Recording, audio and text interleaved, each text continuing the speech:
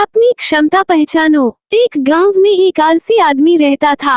वो कुछ काम धाम नहीं करता था, बस दिन भर निठल्ला बैठकर सोचता रहता था कि किसी तरह कुछ खाने को मिल जाए।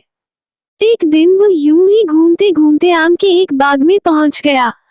वहां रसीले आमों से लदे कई पेड़ थे।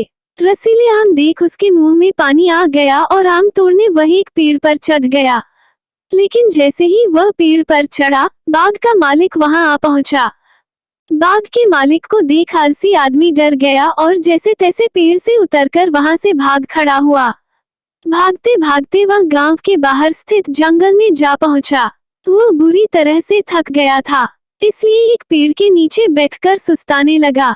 तभी उसकी नजर एक लोमड़ी फॉक्स पर पड़ी। उस लोमड़ी की एक टांग टूटी हुई थी और वह लंगड़ा कर चल रही थी।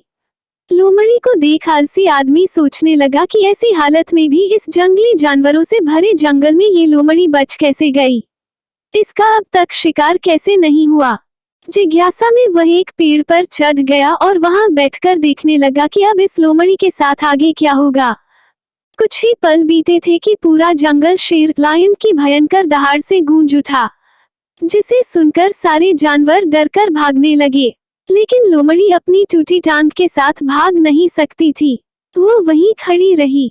शेर लोमड़ी के पास आने लगा।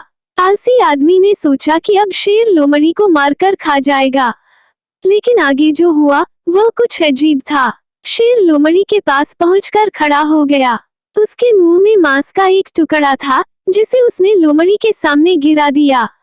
लोमड़ी इत्मीनान से मांस के उस टुकड़े को खाने लगी। थोड़ी देर बाद शेर वहां से चला गया। ये घटना देख आलसी आदमी सोचने लगा कि भगवान सच में सर्वैसवा है।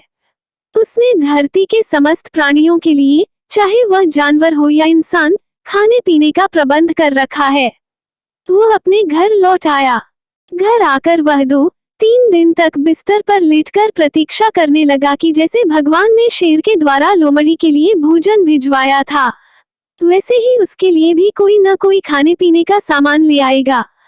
लेकिन ऐसा कुछ नहीं हुआ। भूख से उसकी हालात खराब होने लगी। आखिरकार उसे घर से बाहर निकलना ही पड़ा। घर के बाहर उसे एक पेड़ के नीचे बैठे हुए बाबा दिखाई पड़े। वो उनके पास गया और जंगल का सारा वृतांत सुनाते हुए बोला, बाबा जी, भगवान मेरे साथ ऐसा क्यों कर रहे हैं? उनके पास जानवरों के लिए भोजन का प्रबंध है, लेकिन इंसानों के लिए नहीं। बाबा जी ने उत्तर दिया, बेटा, ऐसी बात नहीं है। भगवान के पास सारे प्रबंध है, दूसरों की तरह तुम्हारे लिए भी।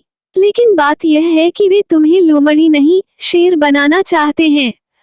सीख, हम सबके भीतर क्षमताओं का असीम भंडार है, बस अपनी अज्ञानतावश हम उन्हें पहचान नहीं पाते और स्वयं को कमतर समझकर दूसरों की सहायता की प्रतीक्षा करते रहते हैं। स्वयं की क्षमता पहचानिए, दूसरों की सहायता की प्रतीक्षा मत करिए। इतने सक्षम बनिए कि आप दूसरों की सहायता कर सकें। कहानी अच्छी लगी हो तो कृपया लाइक करें, शेयर करें और सब्सक्राइब अवश्य करें।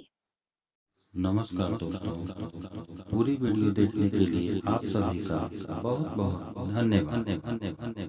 वीडियो यदि पसंद आया हो तो प्लीज वीडियो को लाइक कीजिए, शेयर कीजिए, कमेंट कीजिए और हाँ दोस्तों सब्सक्राइब अवश्य कीजिएगा, क्योंकि आपके एक सब्सक्राइब, एक लाइक से हमें काफी मोटिवेशन मिलता है। एक बार फिर से आपका धन्यवाद। जय हिंद।